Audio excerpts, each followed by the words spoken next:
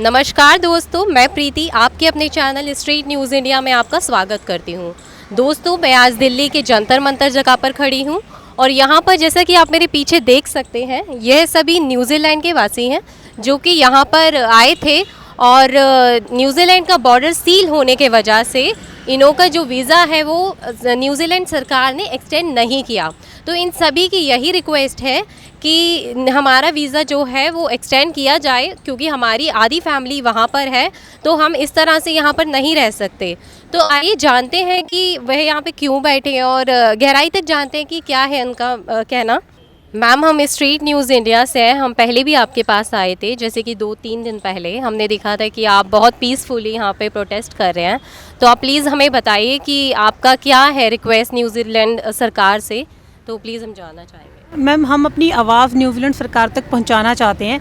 हम में से बहुत सारे ऐसे लोग हैं जो वहां पर स्टूडेंट थे, जिन्होंने अपनी आधी स्टडी वहां पर अभी कंप्लीट की थी और जो अपनी छुट्टियों में हॉलीडेज़ पे यहां पर इंडिया में अपनी फैमिली से मिलने आए थे या कोई फंक्शन अटेंड करने के लिए आए थे। बहुत सारे हम में से वर्क वीज़ा पर थे जो वहाँ पर, और कुछ ऐसे थे जो 6-7 साल से वहाँ रह रहे थे और अपनी फैमिली के कुछ ज़रूरी काम के लिए या फैमिली से मिलने के लिए इंडिया आए थे।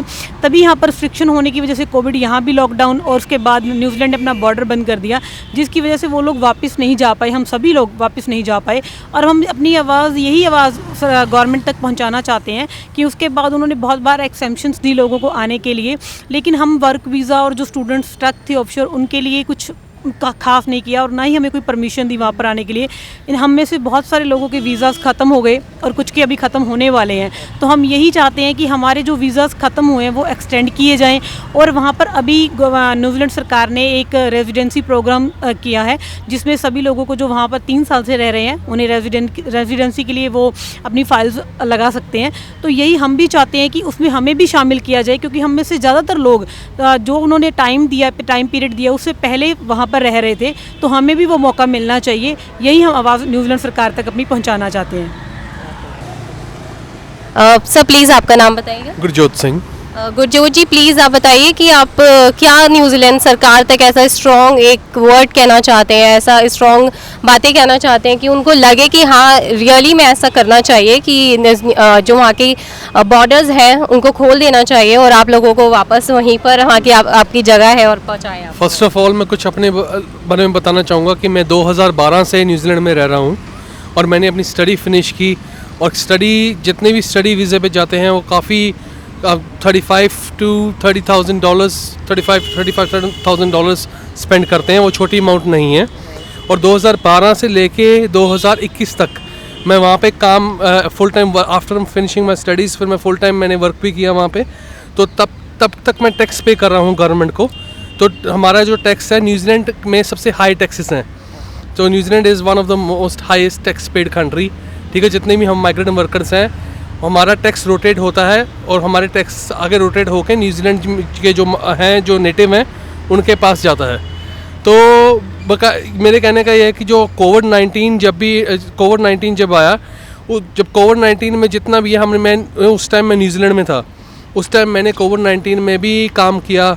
ठीक है, बहुत सफ़र किया। एंड देन आज मैं इंडिया में जनवरी 2021 से स्टक हूँ और मेरे साथ कितने और माइग्रेंट भी स्टक हैं जो कि स्टूडेंट वीज़े वाले हैं। ठीक है, इसकी 3 कैटेगरीज हैं: student visa, temporary work visa holders and essential skill work visa holders. और जितने भी ऑफशोर माइग्रेंट हैं वो सबसे ज़्यादा हकदार हैं, क्योंकि न्यूजीलैंड गवर्नमेंट ने थोड़ी देर पहले ही एक न्यू स्कीम खोली है, वन ऑफ रेजिडेंसी वीज़ा। तो वन ऑफ रेजिडेंसी वीज़ा में जितने 1,65,000 माइग्रेंट उन्होंने रेजिडेंट करने हैं, इस चीज़ की परमिशन दी है कि 1,65,000 माइग्रेंट वो परमानेंट रेजिडेंसी देंगे। तो ऑफशोर होने के कारण मेरे साथ जितने भी भाई बहन और हैं वो फंसे हैं इधर। ठीक है, जितने भी different temporary work visa holders इधर फंसे हुए हैं वो इस कैटेगरी में क्वालिफाई नहीं हो पाए, बिकॉज वो ऑफशोर हैं। और 80% माइग्रेंट्स के वीज़ाज़ भी एक्सपायर हो गए। ये हम इसकी जिम्मेदार हम नहीं हैं। हमने कोरोना हमारी वजह से नहीं हुआ, ठीक है, पर कोरोना के टाइम में सबसे ज़्यादा हमने सफ़र किया है। आज हमारी फैमिलीज़ हैं वो भी कोरोना में सफ़र कर रही हैं, बट हम जॉबलेस हैं, हमारे पास कोई इनकम नहीं है, इनकम सोर्स नहीं है, जस्ट बिकॉज न्यूजीलैंड गवर्नमेंट हमें सपोर्ट नहीं कर रही।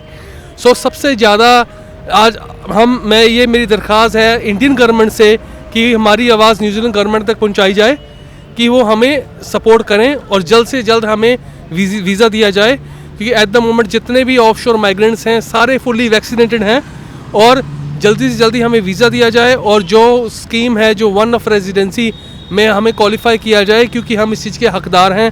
हमने भी टैक्सेस पे किए हैं, अपना टाइम उधर स्पेंड किया है और जितनी भी हमारी एजुकेशन है वो इंडिया में किसी काम की नहीं, क्योंकि वो न्यूजीलैंड एजुकेशन है। तो हमारी जो भी स्किल है, हमारी एजुकेशन है, सब है वो न्यूजीलैंड में ही न्यूजीलैंडर्स के ही यूज़ में आएगी।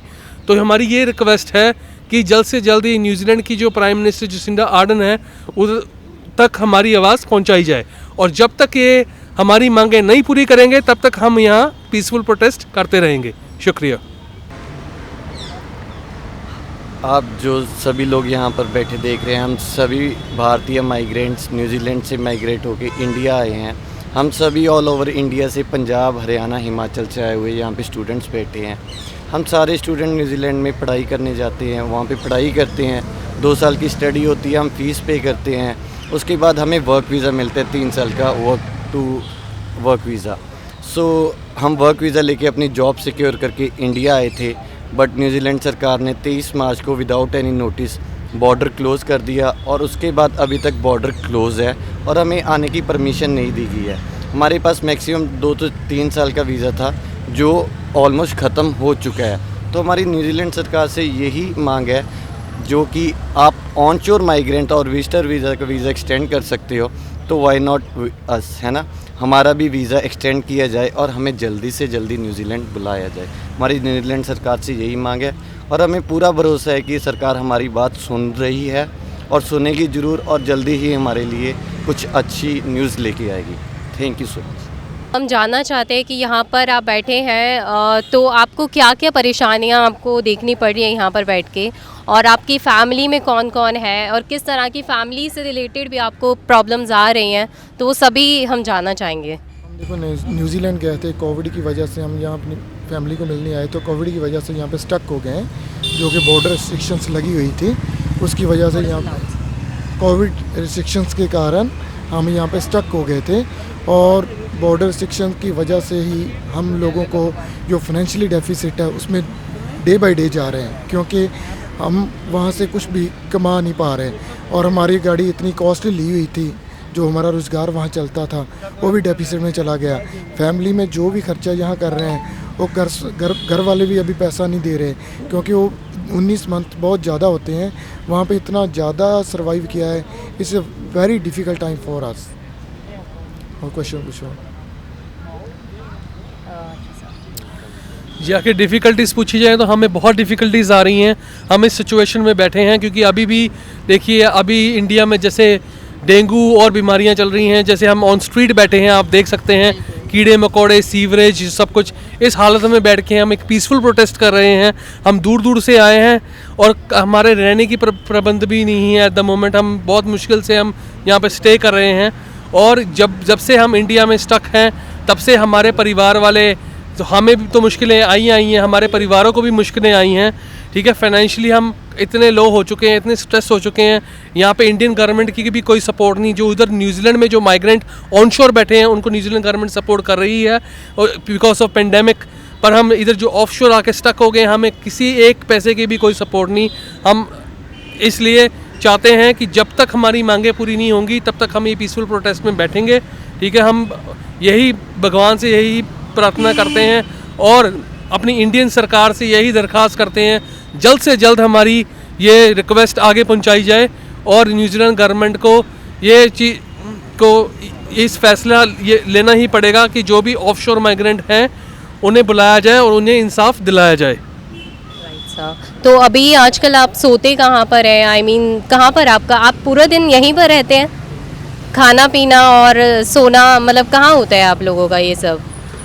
सोने का प्रबंध जैसे हमें गुरुद्वारा साहिब है, ठीक है, हमारी सिख सोसाइटी है, चलो हम वहाँ पे अभी सो रहे हैं। ठीक है, बाकी कुछ लोग हम ऐसे गुरुद्वारा साहिब में रुके हुए हैं और बाकी जो इधर माइग्रेंट्स हैं, बाकी लोग बाकी हैं, उनका मुझे नहीं मालूम। सब अपनी एडजस्टमेंट्स कर रहे हैं, पर ज़्यादा से ज़्यादा बंदे इधर एक मतलब रुके हुए हैं माइग्रेंट रुके हुए हैं और ज़्यादा से ज़्यादा बंदे हमारे साथ जुड़ रहे हैं। तो हमें तकलीफ़ें आ रही हैं, बट हम हिम्मत नहीं हारेंगे जब तक हमें इंसाफ नहीं मिलेगा, जब तक हमारी मांगें न्यूजीलैंड सरकार नहीं पूरी करेगी। और इंडियन सरकार को इन चीज़ों को गौर में लेके हमारी बातचीत को आगे पहुंचाना ही पड़ेगा कि हमारी जो एजुकेशन है वो न्यूजीलैंड से है, दूसरा जो हमारे ओरिजिनल सर्टिफिकेट्स हैं वो वहाँ पर हैं। बिकॉज हम लोग यहाँ सिर्फ 15 डेज़ या 1 मंथ के लिए आए थे, हम लोग कोई लंबी प्लानिंग करके नहीं आए थे। तो हम लोगों के जो सर्टिफिकेट्स थे वो सारे वहाँ पर हैं। हम यहाँ पर पहले तो कोविड की वजह से वैसे भी वहाँ जॉब्स बहुत कम थी यहाँ पर भी, क्योंकि ऑलरेडी बहुत सारे फील्ड से लोगों को निकाला जा रहा था, कट ऑफ किया जा रहा था। और अभी अगर हम चाहें भी, जैसे कोविड थोड़ा कम हुआ है तो हम चाहें भी तो हम जॉब नहीं कर सकते हैं, बिकॉज हमारे सर्टिफिकेट्स नहीं हैं। और आपको पता है कि इंडिया में हर जॉब के लिए एजुकेशन बहुत मैटर करती है। तो इसलिए ये प्रॉब्लम्स भी हमारे साथ है कि हम वहाँ भी नहीं जा सकते हैं और यहाँ भी अपनी फैमिली के लिए कुछ नहीं कमा सकते हैं। हम इतने एजुकेटेड होकर भी घर पे नकारा बैठे हुए हैं और अपनी फैमिली की तरफ देख रहे हैं कि वो हमें अर्न करके, जबकि देखना उन्हें हमारी तरफ चाहिए कि वो हम उन्हें अर्न करके कुछ देंगे। लेकिन उन्होंने हम पर 20 लाख रुपए लगाया, हमें वहाँ भेजा, वो उन पर लोन है, हमने वो भी नहीं दिया। अब ऊपर से हम उनसे 2 साल से लगातार उनसे लेकर खा रहे हैं। तो ये सारी प्रॉब्लम्स हमारे साथ साथ हमारी फैमिलीज़ भी झेल रही हैं। ना हमें किसी की कोई सपोर्ट मिल रही है और ना ही हम उन लोगों की कोई हेल्प कर पा रहे हैं। तो हमारी अब यही रिक्वेस्ट है कि गवर्नमेंट हमारे लिए कोई एक्शन ले, क्योंकि हम लोग बहुत लंबे टाइम से बात कर रहे हैं, बट हमेशा हमें यही सुनने के लिए मिलता है कि हम करेंगे, हम कर रहे हैं, हम बहुत जल्द करेंगे। लेकिन वो करते करते 2 साल निकल गए, अभी तक हमें कोई श्योरिटी नहीं मिली कि वो कब करेंगे। सो हम श्योरिटी चाहते हैं कि बहुत लंबा टाइम हो गया, अगर हमें एक लिमिटेड टाइम दिया जाए कि 1 मंथ 15 डेज़ के अंदर हम आपको बुलाएंगे या आपको लिए कुछ किया जाएगा। जैसा कि हमने सभी से बात करी और उनसे बात करके हमें यह मालूम हुआ कि जब भी कोई भी एक विदेश में पढ़ाई करने के लिए सोचता है या फिर वहाँ काम करने के लिए सोचता है, तो उसके लिए सबसे पहले उसे बहुत ही पैसा खर्च करना पड़ता है, अराउंड 20 लाख्स। 20 लाख्स बहुत कम नहीं होता, बहुत ज़्यादा होता है। किसी भी फैमिली के पास इतना पैसा रखे होना ऐसा नहीं हो सकता। कई फैमिलीज़ लोन लेती हैं इन चीज़ों के लिए। तो लोन लेने के बाद में वहाँ पर ये लोग गए और वहाँ से अगर उनको इस तरह से वो कमाने के लिए ही गए थे, राइट, तो वहाँ पर वो कमा भी नहीं पा रहे हैं, यहीं पर है, यहाँ पर आकर स्टक हो गए हैं। उन लोगों के ऊपर अभी जो लोन था वो अभी तलक है और वो कमाकर वापस भी नहीं कर पा रहे हैं। उसके ऊपर लोन के ऊपर भी और ज़्यादा इंटरेस्ट बढ़ता जा रहा है। तो ये सभी की परेशानियां हैं। उनका कहना है कि हमें वहाँ पर जाने दिया जाए। और इससे ये भी है कि अगर मतलब वो यहाँ पर है तो यहाँ के जो ये सभी लोग हैं, जितने भी माइग्रेंट हैं, ये वहाँ का फ्यूचर है, हमारे यहाँ का फ्यूचर है और बाहर का भी फ्यूचर है। तो उनको वहाँ जाने दिया जाए और वहाँ पे जॉब करने दिया जाए। इससे हम लोगों के जो फॉरेन कंट्रीज़ के साथ है रिलेशंस और ज़्यादा बिल्ट होते हैं। तो यही मैं कहना चाहती हूँ कि इनकी सभी की सुनी जाए, बिकॉज़ उनको बहुत ही ज़्यादा प्रॉब्लम्स आ रही हैं, वो चाहे वो फाइनेंशियली हो, चाहे वो मेंटली हो, इससे उनके ऊपर बहुत असर आ रहा है। तो मैं सरकार से दरख्वास्त करूँगी कि प्लीज़ इनका वीज़ा एक्सटेंड किया जाए, उन्हें वीज़ा दिया जाए और प्लीज़ उनको वहाँ पर जाने दिया जाए। Thank you. अभी तक के लिए इतना ही। आप हमारे चैनल के साथ बने रहिए। स्ट्रीट न्यूज़ इंडिया से मैं प्रीति। आप हमारे चैनल को लाइक कीजिए, सब्सक्राइब कीजिए एंड प्लीज़ शेयर इट।